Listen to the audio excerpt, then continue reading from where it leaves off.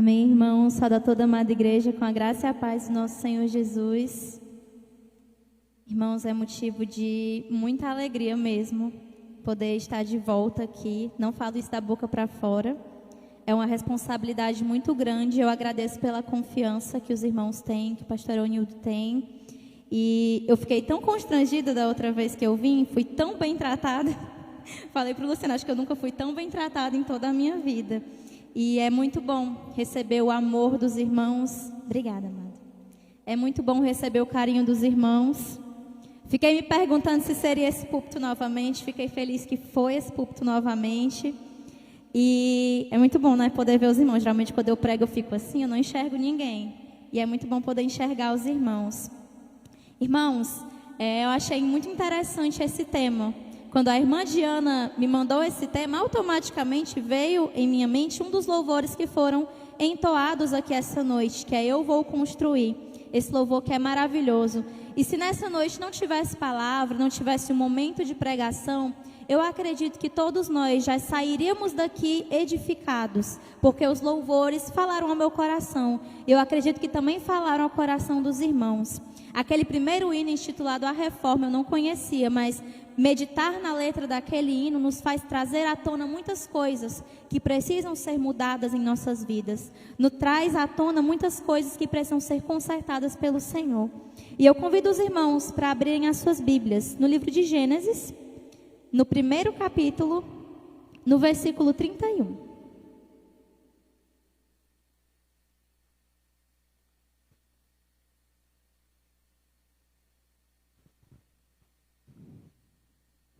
Bem fácil de encontrar. Amém? Gênesis 1, 31.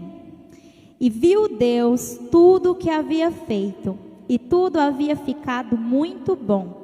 Passaram-se a tarde e a manhã, e esse foi o sexto dia. Eu convido os irmãos para nesse momento intercederem junto comigo, para pedirmos que o Senhor abra os nossos corações e as nossas mentes, para que não sejam apenas palavras aqui jogadas ao vento, mas que seja a palavra do Senhor firmada em nossos corações. Amém? Santíssimo Deus, exaltado, Pai, seja o teu nome. Não há outro, Jesus, além de ti. Não há nenhum outro que mereça o nosso amor. Não há nenhum outro que mereça a nossa devoção como o Senhor merece. Pai, muito obrigada por esse culto maravilhoso realizado em tua santa presença. Que o Senhor possa se agradar daquilo que nós temos te oferecido. Pai, em especial nesse momento eu peço, esvazia a nossa mente dos pensamentos lá de fora. Esvazia o nosso coração das coisas que nos afastam de ti. Que a tua palavra venha ser enxertada em nosso coração, que ela venha frutificar para o teu reino, que nós possamos sair daqui transformados. Pai, que aqueles que nos visitam possam ser preenchidos com a tua alegria, com a tua presença, com o teu Santo Espírito. E nós que já te conhecemos, que não venhamos permitir que o nosso amor por ti esfrie, mas que esse culto sirva para renovar a nossa fé, que sirva, meu Deus, para nos fazer mais parecidos com o Senhor. Louvado seja o teu nome, Pai. Eu peço que o Senhor me use. O Senhor sabe o quanto eu sou falha, o quanto eu sou pequena, o quanto eu sou errante, mas usa-me apesar de quem eu sou. Que os irmãos não olhem para mim, mas olhem para a tua palavra. Que eu seja apenas um instrumento em tuas mãos, mas que o único nome a ser engrandecido aqui seja o Senhor, Pai. Que não seja eu a ser vista, que não seja o meu nome, mas o teu nome a resplandecer sobre nós. Louvado seja o Senhor, que a tua palavra fale aos nossos corações. Amém. Irmãos, eu escolhi esse texto de Gênesis porque o tema Deus está me construindo me faz lembrar que o nosso Deus é um grande construtor. Eu não sei se os irmãos já pararam para pensar nisso, mas quando Deus criou o universo, Ele pensou em cada detalhe. Desde a menor das moléculas, o menor dos átomos, até a maior das galáxias. O Senhor pensou em cada detalhe. Quando Deus encontrou Noé e disse para Noé que ele deveria construir a arca, ele ensinou a Noé como deveria construir. Ele disse qual madeira deveria usar, quais os materiais, quais as medidas eram necessárias. Foi o Senhor, o nosso Deus, que entregou ao profeta Ezequiel a visão do templo. como as galerias deveriam ser divididas, quais seriam as dimensões. Quando Deus assumiu a forma humana, de todas as profissões que Ele poderia ter escolhido, Ele assumiu a profissão daquele que também constrói, daquele que também edifica, daquele que tem habilidade de artesão. O Senhor nasceu em forma humana como carpinteiro. Então o nosso Deus é um grande construtor durante toda a Bíblia.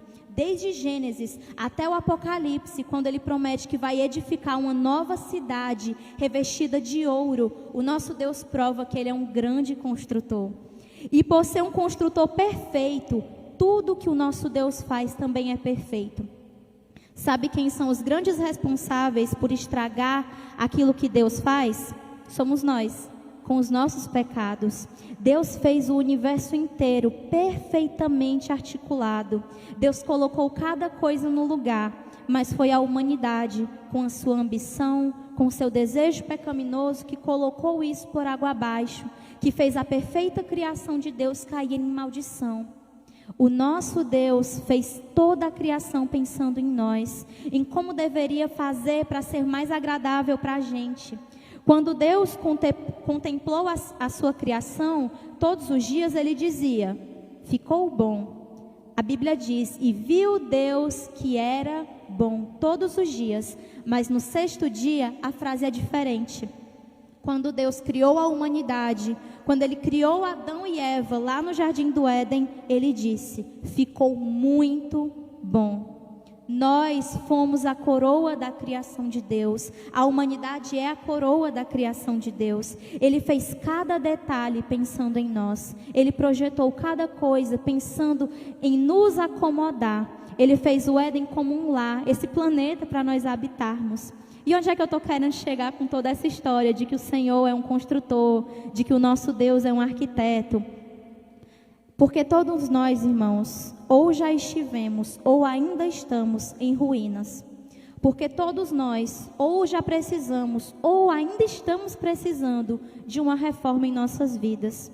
E o mesmo Deus que foi capaz de criar todo o universo, de dar a Noé as dimensões da arca, de dar ao profeta Ezequiel a visão do templo, o mesmo Deus que foi carpinteiro aqui nessa terra, é o mesmo Deus que tem poder para transformar a minha e a sua vida. É o mesmo Deus que está presente aqui nessa noite. Quantos de nós, irmãos, já pensamos que não existe mais conserto para nós, que nós já fomos longe demais? Eu já me afastei demais do Senhor, eu já pequei demais, não tem conserto para mim, eu não tenho jeito, eu sou um caso perdido. Quantos de nós mesmos desistimos de nós e esquecemos quão grande é o nosso Deus? O Deus que abre o mar para o seu povo passar é o mesmo Deus que está aqui. É o mesmo Deus que continua cuidando de nossas vidas. E eu estou aqui, irmãos, para dizer para todos vocês que o Senhor não desiste de uma obra. Mesmo quando essa obra está em ruínas, mesmo quando parece que não há mais esperança, o Senhor está lá. Nós servimos a um Deus que, por misericórdia, insiste em obras caídas. Nós servimos a um Deus que insiste em buscar pecadores arrependidos, pecadores de corações contritos. Mesmo quando o pecado adentrou o mundo por meio da queda de Adão e Eva, o Senhor prometeu, como um bom construtor, que Ele iria consertar aquele estrago que foi feito.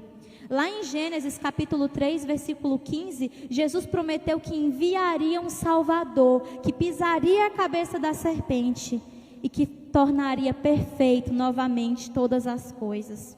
O nosso Deus é um bom construtor. E Ele sempre promete que vai executar os reparos que são necessários. Ele poderia, irmãos, Ele é Deus, Ele é soberano. Se Ele quisesse ter desistido da criação ali, Ele poderia ter desistido. Em um estalar de dedos, Ele poderia ter acabado com tudo e dito, eu lá vou fazer humanidade para quê?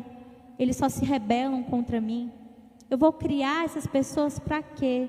Geração rebelde, tola, que se afasta de mim. Ele poderia ter parado por ali, contemplando tudo que nós faríamos de errado, mas não.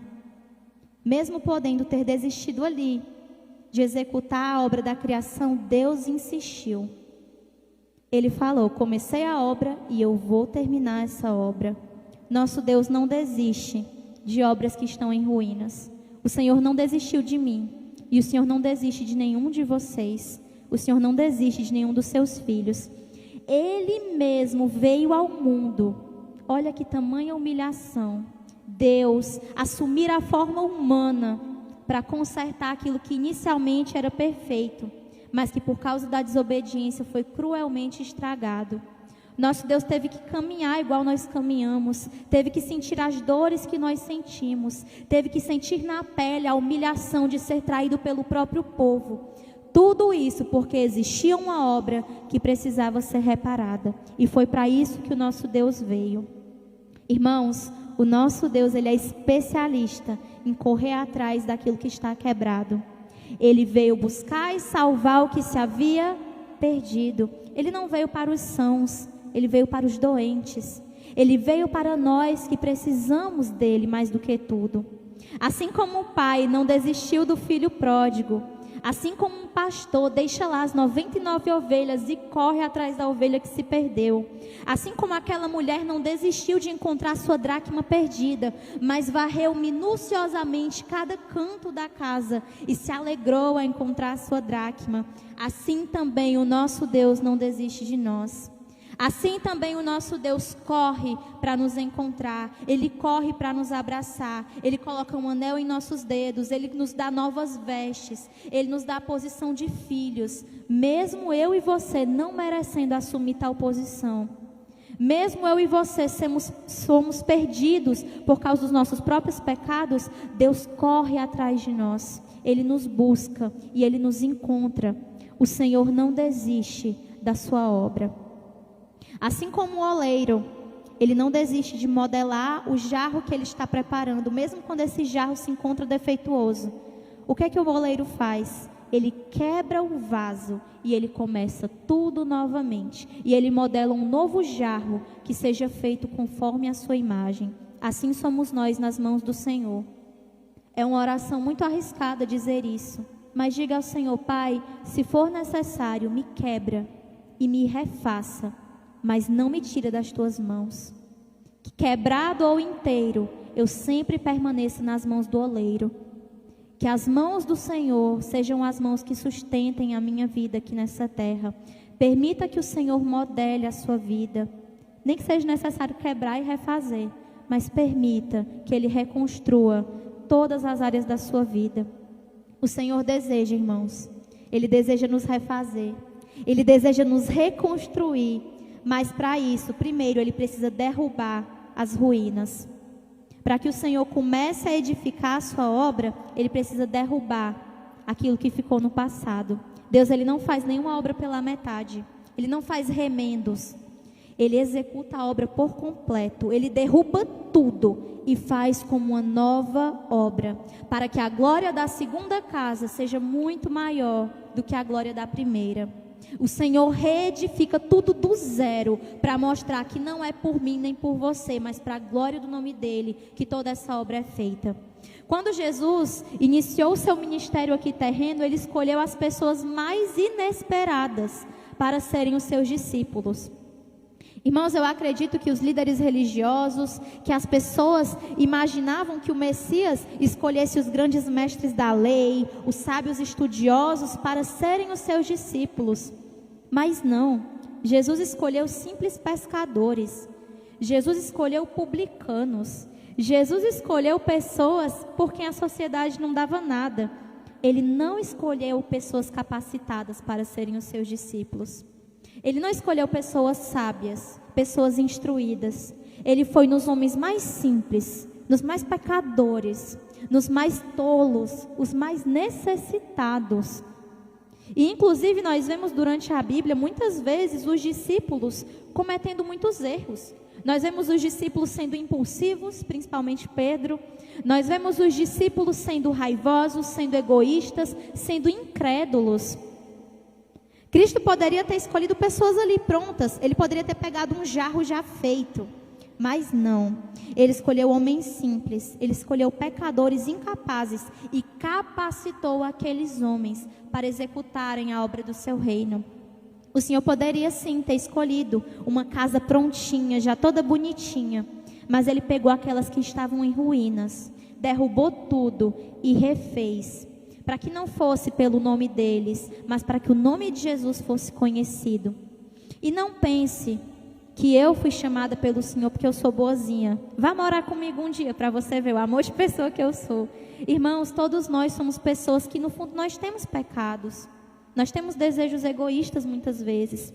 Não pense que você foi escolhido pelo Senhor por ser bonzinho ou porque Ele viu algo de bom em você, pois não havia nada em nós de agradável para que atraísse a atenção do Senhor.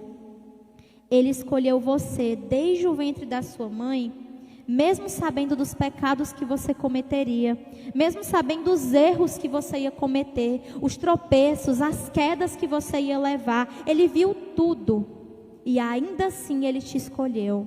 O Senhor sabia de cada erro, de cada tropeço, de cada falha, e ainda assim Ele escolheu o seu coração. Aqueles discípulos poderiam ser os mais incapazes, mas existe um diferencial naqueles discípulos, e é sobre isso que eu gostaria de falar hoje. O que é necessário para que eu seja reconstruído pelo Senhor? Assim que Jesus aparece para os discípulos e convida eles para segui-los, os discípulos não pensam duas vezes. Eles não fazem como aquele homem que diz: eu primeiro vou ali sepultar meu pai, depois eu vou e te sigo. Os discípulos deixaram tudo o que eles tinham para seguir Jesus.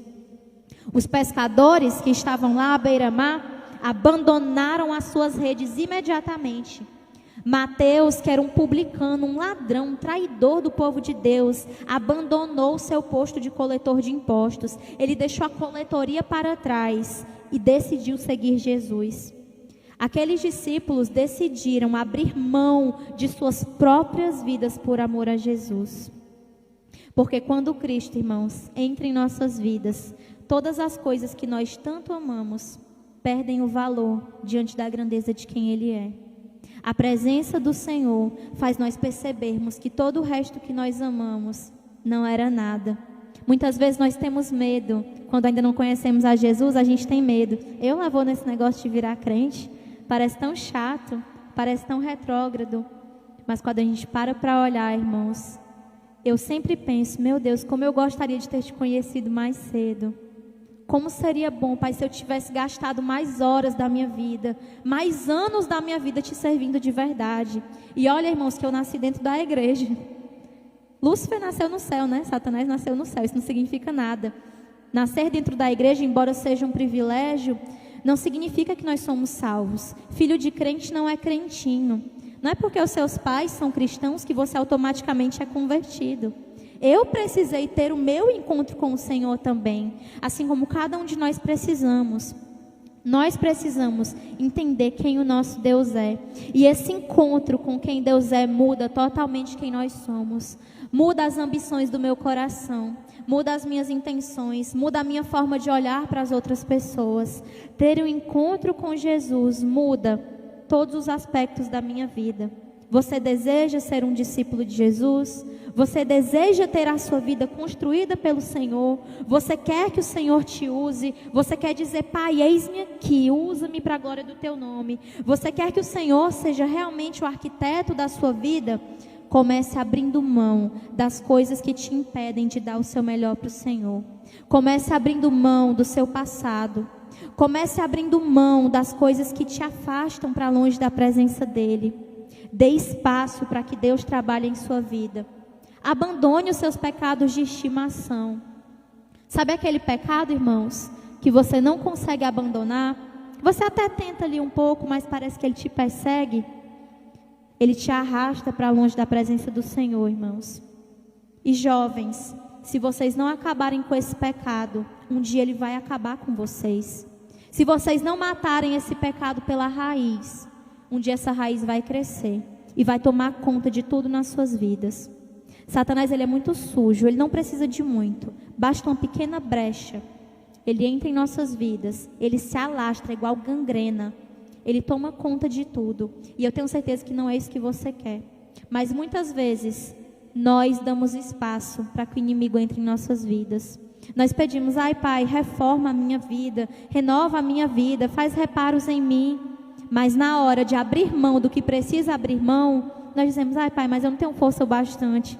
Ai meu Deus, mas eu amo tanto isso aqui, eu não queria deixar isso por Ti. Nós pedimos: Só que o nosso coração ainda está apegado nas ruínas. Nós queremos uma casa nova e edificada, mas preferimos ficar com um terreno baldio, abandonado. Nós preferimos ficar com aquilo que é sujo, ao invés de nos contentarmos com a alegria daquilo que o Senhor tem nos oferecido. É como uma criança que prefere brincar num poço de lama do que ir na praia e contemplar o mar. Nós temos o mar diante da nossa frente. Nós temos um horizonte lindo para viver com o Senhor, mas a gente prefere viver na mesmice. Nós preferimos viver com os nossos pecados nos amordaçando, tomando conta de nossas vidas, governando quem nós somos, ao invés de dizer: Pai, tira de mim aquilo que me afasta de Ti. Deus quer usar você, irmão. Deus quer usar você, irmã. Ele quer fazer com que o nome dele seja conhecido. E olha o tempo que você está perdendo com futilidades. Nós estamos presenciando uma geração atualmente que tem tempo para tudo, mas ao mesmo tempo não tem tempo para aquilo que é importante. Eu não sei se vocês já fizeram esse exercício, mas façam. Olhem quantas horas vocês ficam no celular por dia. Quantas horas vocês assistem séries. Quantas horas vocês gastam com coisas que não são edificantes. E mais uma vez, eu não estou dizendo que você não deve fazer essas coisas. Mas será realmente que tem sobrado tempo para o Senhor? Às vezes termina o nosso dia e nós não oramos, não temos meditado na palavra, não temos visitado um irmão que precisa de ajuda, não gastamos tempo pedindo ao Senhor que Ele transforme as nossas vidas. E nós dizemos: Pai, o Senhor sabe que hoje eu não te busquei porque eu não tive tempo. Não foi falta de tempo, foi falta de vontade, foi falta de prioridade. Nós precisamos parar de nos enganarmos, irmãos. A gente se engana. A gente pensa: não, Deus entende. Irmãos, precisamos parar de hipocrisia. Nós não podemos pensar que vida com Deus é só isso. É uma coisa tão rasa. Vida com Deus é algo tão profundo. O Senhor tem tantas coisas grandiosas que Ele quer viver ao nosso lado. Ele tem tantas coisas grandiosas para nós fazermos. E nós perdemos tanto tempo com coisas tão fúteis. Nos preocupamos tanto às vezes com o exterior e não nos atentamos em nosso coração, como o nosso coração está sujo diante de Deus. Nos preocupamos tanto em ver o novo episódio da série que saiu e não nos preocupamos em ver o que a palavra de Deus tem para dizer para mim nesse dia. Irmãos, existem cristãos com a Bíblia tão empoeirada que dá para escrever condenado em cima, com tanta poeira. Irmão, se não for pela palavra, como é que eu quero que o Senhor edifique minha vida? Se o alicerce está fraco, se nós somos cristãos fracos, um cristão que não lê a Bíblia e que não ora, pode até tentar enganar, mas nunca vai ser um cristão forte. Você quer ser fortalecido? Comece se alimentando. Você aguentaria passar uma semana sem comer? Você não aguenta. Nós passamos facilmente uma semana sem a Bíblia, uma semana sem orar. Qual foi a última vez que você gastou tempo buscando a presença do Senhor? A última vez que você jejuou? A última vez que você abriu sua Bíblia e pediu: Pai, me fala o que o Senhor quer para a minha vida, me ensina. Qual foi a última vez que você gastou tempo na presença do Senhor? Gastou não, né? Ganhou. Porque um tempo na presença do Senhor nunca vai ser um tempo perdido. Sempre vai ser um tempo ganhado. Perdemos tanto tempo, irmãos, e principalmente os jovens, com as futilidades desse mundo. Como você quer que o Senhor trabalhe na sua vida se você nem lembra do Senhor durante o seu dia? É a mesma coisa de eu contratar um pedreiro para construir a casa para mim e esperar que a casa se construa sem a presença do pedreiro. Não tem como a minha vida ser edificada se o mestre de obras não está ali. Não tem como edificar uma casa se eu não tenho ali o arquiteto presente. Se você quer ter sua vida reconstruída, você precisa primeiro da presença de Jesus. Você precisa ser tocado pela palavra. Você precisa ter sua vida alcançada pelo Senhor. Irmãos, alguém que verdadeiramente quer ter a sua vida construída pelo arquiteto celestial, precisa pagar o preço de ver tudo o que mais ama desmoronar em sua frente. Não é fácil, irmãos, abrirmos mão das coisas que amamos. Eu não falei que seria fácil porque não é. Dói. É igual você cutucar uma ferida, machuca. Você abrir mão das coisas que satisfazem o seu ego, das coisas que estão alimentando a sua vaidade, das coisas que estão alimentando os seus pecados, dói, é muito difícil, é doloroso. Mas nós precisamos estar dispostos a morrer para as coisas desse mundo. E se você estiver disposto a pagar o preço de deixar tudo para trás e ser discípulo de Jesus, você vai ver o Senhor agindo em sua vida. E o resultado dessa obra vai fazer você ter certeza do quanto valeu a pena ter deixado tantas coisas para trás por amor a Jesus. Irmãos, eu não gosto muito de falar de mim, mas quando eu tive um encontro com o Senhor, em 2018, eu precisei deixar algumas coisas para trás. E para mim parece muito, mas eu sei que para o Senhor isso é muito pouco. Eu precisei terminar um relacionamento que eu tinha mais de 3 anos, por amor a Jesus. A gente estava no meio de uma reunião que não tinha nada a ver, e o Senhor usou o meu pastor, o pastor Ednardo, para falar o meu coração. A reunião nem era sobre isso, mas ele virou para mim e falou que não aprovava o meu namoro. Eu cheguei em casa e eu terminei. Não tinha tido briga, não tinha tido problema nenhum, eu terminei.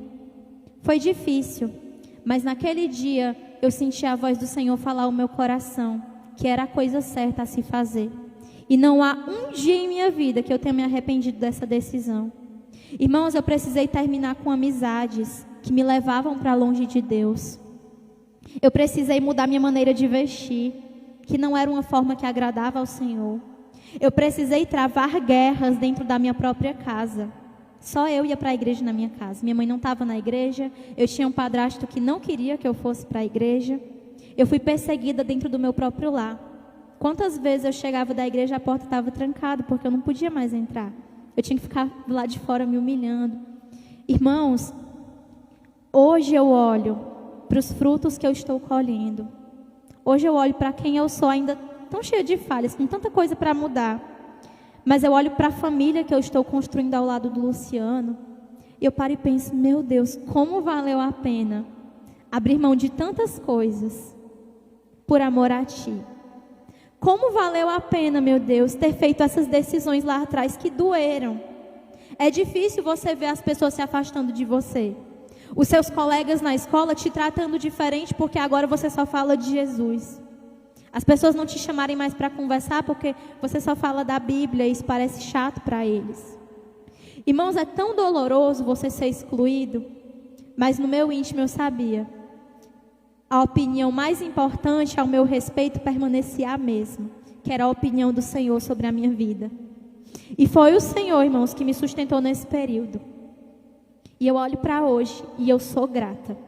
Não me arrependo. E eu olho para os jovens hoje, muitas vezes não dão ouvidos aos seus líderes. Irmãos, hoje eu tenho um casamento abençoado, porque um dia eu dei ouvidos ao meu pastor. Coitada de mim, se eu não tivesse escutado o conselho do pastor naquele dia. Eu não quero nem pensar o que teria sido da minha vida. Irmãos, Jesus diz que aquele que não é capaz de abrir mão da sua família, do seu pai, da sua mãe, dos seus irmãos, por amor a Ele, não é digno dele. O mundo diz, né, se aceite do jeito que você é. E Jesus diz, negue-se a si mesmo. Abra mão do seu jeito, da sua vontade, para viver a vontade do Senhor. Irmãos, Deus quer trabalhar em sua vida. Permita-se ser trabalhado pelo Senhor. Eu estou convencida, irmãos, de que aquele que começou a boa obra em vocês é aquele que vai completá-la até o último dia. Paulo diz isso lá em Filipenses 1, no versículo 6. Deus começa a obra e Ele termina, irmãos. Enquanto nós vivemos nessa terra, nós sempre seremos obras em construção. E aquele que começou essa boa obra é fiel. Nós somos infiéis, mas Ele permanece fiel. E Ele vai completar essa obra até o último dia. Deus poderia ter escolhido habitar em templos feitos por mãos humanas. Ele poderia ter escolhido habitar em castelos, em palácios. Mas Deus escolheu habitar em nós. Ele escolheu habitar em corações tão sujos. Deus escolheu habitar num templo tão imperfeito. Irmãos, eu não sei se vocês entendem o peso dessas palavras, mas nós somos templo e morada do Senhor. E um dia essa morada imperfeita será revestida de perfeição.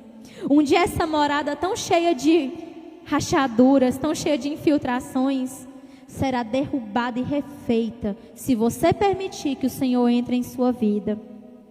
Deixe que o Senhor entre em sua casa, entre no seu lar, nos seus relacionamentos e conserte aquilo que está desalinhado da vontade dele.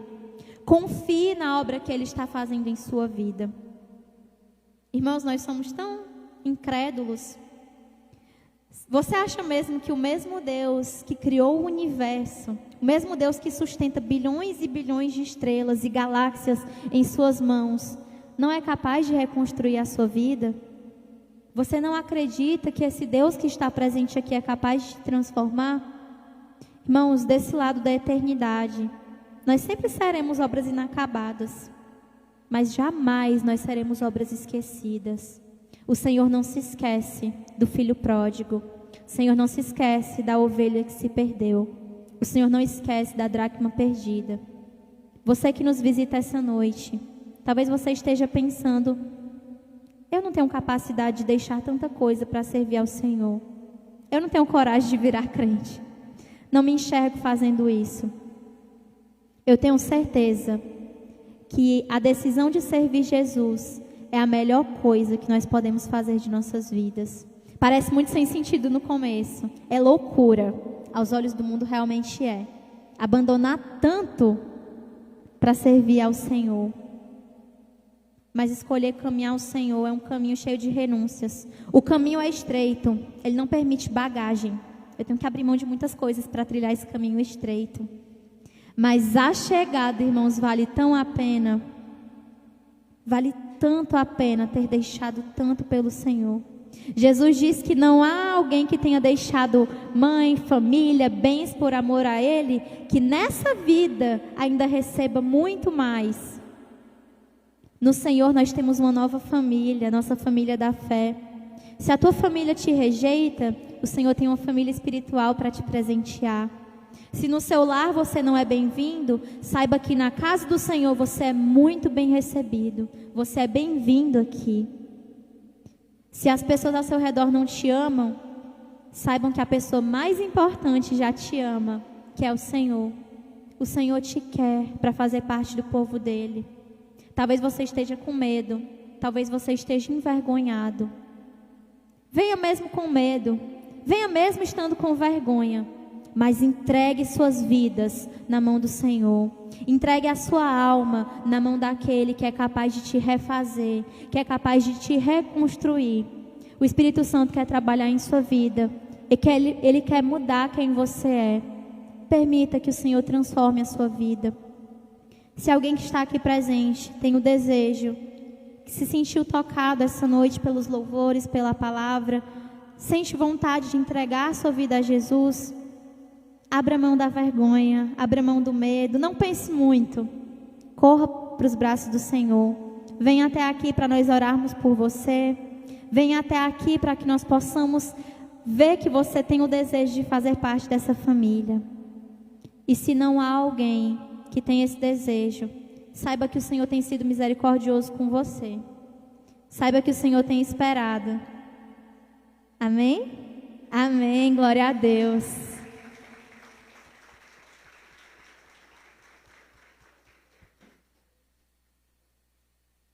Amém, irmãos. Louvado seja o nome do Senhor.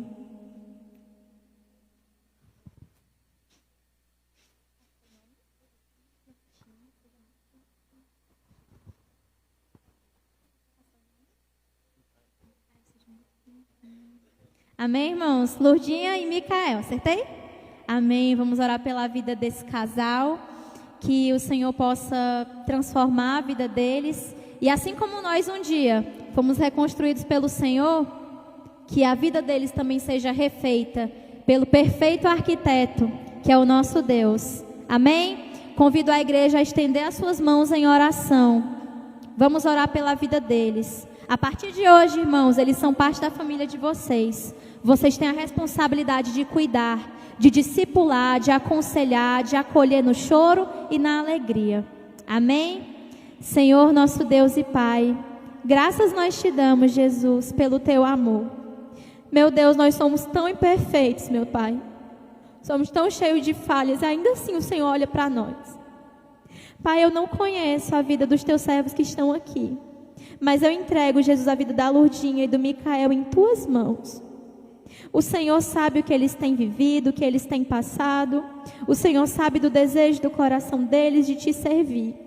Pai, que esse mesmo amor que inundou o coração deles aqui essa noite, seja um amor que se perpetue daqui até a eternidade. Que tijolinho por tijolinho, eles sejam refeitos para a glória do Senhor. Que eles venham viver para Ti, meu Deus. Capacita essa igreja para que possa acompanhá-los. Capacita essa igreja para poder aconselhá-los, discipulá-los.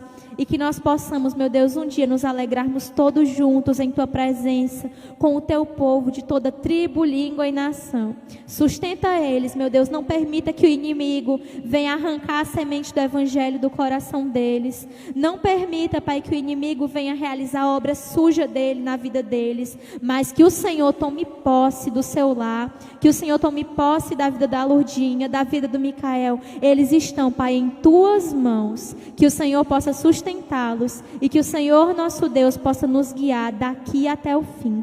Louvado seja o nome do Senhor. Amém.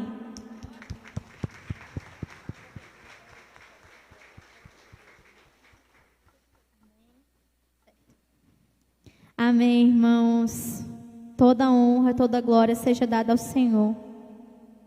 Se existe mais alguém que deseja entregar a sua vida a Cristo e, sei lá, porventura ficou envergonhado de vir aqui à frente, procure o pastor Onildo ao final do culto, procure algum dos irmãos, alguém da liderança, mas não deixe para amanhã aquilo que precisa ser feito hoje. O Senhor tem esperado pacientemente. Ele tem sido muito misericordioso por não ter voltado ainda. Se Ele não voltou, é esperando por você, é esperando que você entregue sua vida a Ele. Então não perca essa oportunidade. Irmãos, eu gostaria muito de agradecer a oportunidade que os irmãos me concederam mais uma vez de expor a palavra do Senhor, de pregar aqui. É uma responsabilidade muito grande. Eu sei que subir aqui nesse altar requer muito. E eu peço que os irmãos continuem orando pela minha vida, pela minha família. Essa igreja está debaixo das minhas orações. Eu não sei o nome de todo mundo, né? Porque é muita gente, para a glória de Deus. Mas eu oro pela igreja, eu oro pelo pastor, pela sua esposa, para que Deus continue capacitando. Oro pela irmã Diana, que foi uma amiguíssima que eu conheci na vez passada, que eu amei. E a gente descobriu que a gente tem muita coisa em comum. Duas tagarelas, irmão. Não cala mais a boca quando se junta. Para a glória de Deus. Irmãos, da última vez que eu vim aqui, eu estava tão triste, estava tão abatida, eu estava passando por uns dias tão difíceis. E só eu e o Luciano sabíamos, né? Ninguém mais sabia.